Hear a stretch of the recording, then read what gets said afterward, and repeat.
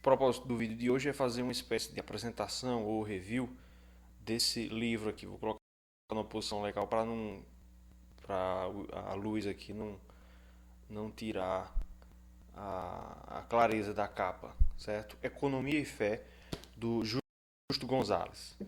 A primeira coisa importante a se falar sobre esse livro, para quem estiver querendo ler, querendo comprar, é que o seu título original, ele foi publicado originalmente como Faith and Wealth, a fé e riqueza. E é importante fazer essa nota, trazer essa nota, porque quando a gente pensa no título Economia e Fé, nós somos levados a pensar no significado mais moderno da palavra economia, como sinônimo de sistemas econômicos, né? Sistemas econômicos de uma sociedade. Né? Mas não é exatamente disso que o Justo Gonzalez fala no seu livro. A ideia dele é fazer uma espécie de revisão bibliográfica nos pais da igreja, nos primeiros cristãos, até Agostinho, é o último capítulo do livro, fala sobre Agostinho. Ah, é uma revisão bibliográfica do que esses homens falaram acerca da administração da riqueza por parte do cristão. Então, desde já, você precisa saber sobre o livro. Ele não é sobre sistemas econômicos, mas ele é sobre uma ética cristã da administração privada da riqueza. E aí existem algumas coisas importantes a destacar no livro. Algo que é dito logo no começo do livro, salvo engano, no capítulo introdutório, é que essa distinção, essa aparente distinção entre fé e riqueza, que hoje habita a mente de muitas pessoas e de muitos cristãos, como se a administração da riqueza fosse uma esfera separada da cosmovisão cristã, como se não fosse algo em que aquilo que nós cremos produza efeitos e mude totalmente e determine fundamentalmente como nós administramos a riqueza. Essa suposta dicotomia ela é desfeita por Justo Gonzalez logo no começo. Os primeiros cristãos entendiam fé e riqueza, ou economia e fé, como sendo assuntos umbilicalmente unidos. Aquilo que eles criam afetavam diretamente a forma como eles administravam os seus recursos. Na verdade, após ler esse livro, eu pude me deparar com o fato de que talvez a administração da riqueza foi o assunto sobre o qual foi um dos assuntos sobre o qual os pais da igreja mais escreveram. Tem muito material sobre isso.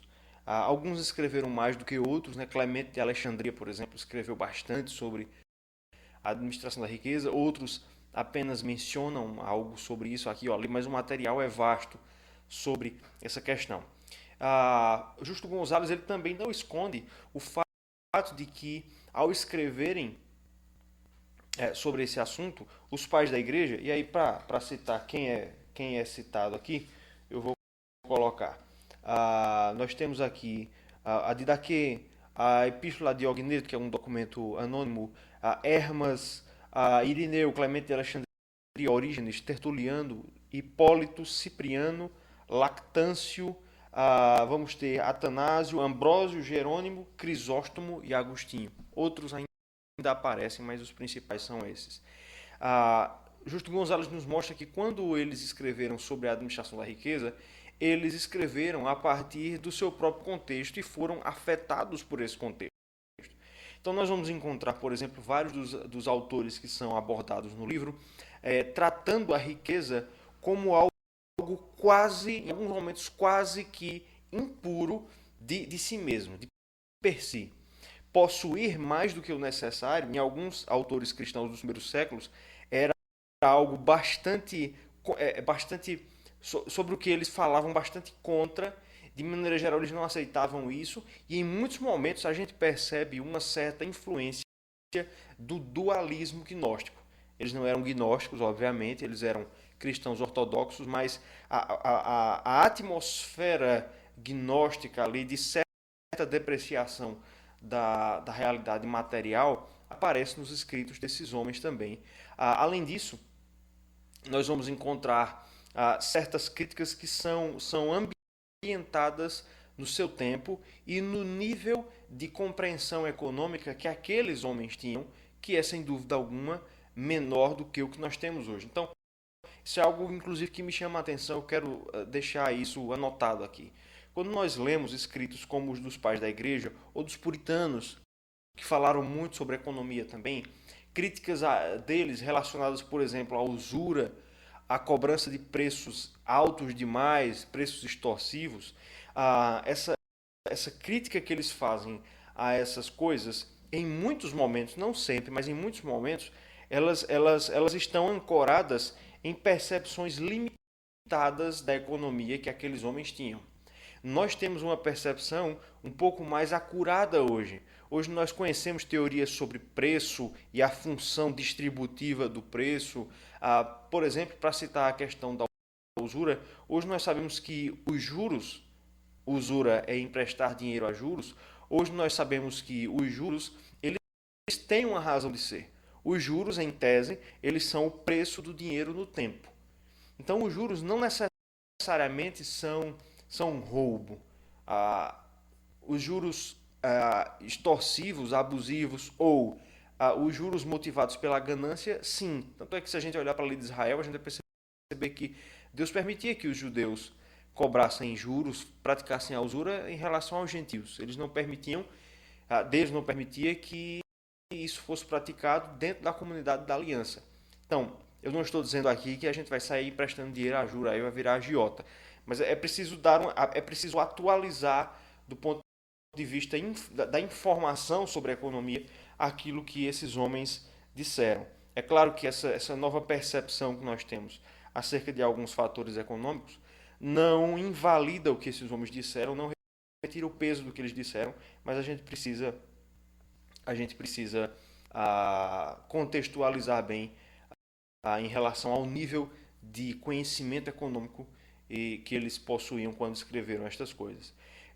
E no mais, para caminhar já para o final desse vídeo aqui, todos os autores são quase que unânimes, praticamente unânimes, na verdade de que o cristão deve ser alguém caracterizado pela generosidade no compartilhar aquilo que ele possui. Ele não deve ser alguém avarento.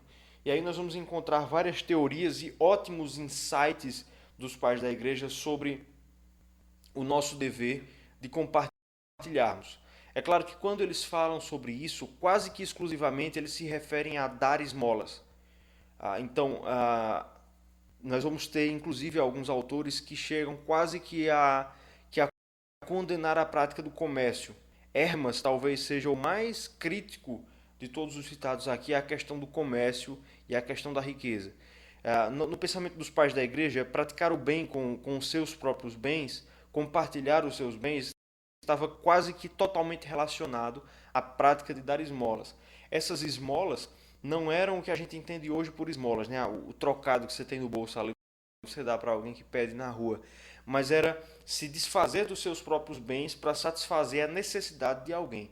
Muito semelhante ao que acontecia ali na igreja primitiva, quando os cristãos eles davam seus bens, colocavam ali aos pés dos apóstolos e depois dos diáconos, para que aqueles bens fossem distribuídos para suprir a necessidade principalmente dos irmãos da igreja. Era um contexto em que havia muitas pessoas miseráveis, então essa necessidade de doação era maior. Não é, na maioria dos contextos, não existe mais uma necessidade tão grande entre nós. E aí nós vamos, como eu disse antes, nós vamos ter vários insights interessantes. Nós vamos encontrar um autor dizendo que a prática da esmola, a prática da generosidade, ela cumpre a verdadeira função da riqueza. Se eu não estiver enganado, acredito que é Ambrósio que ele pega a raiz comum entre as palavras latinas para riqueza e para uso, para mostrar que o uso legítimo da riqueza é a posse legítima da riqueza é através do uso que abençoa um terceiro.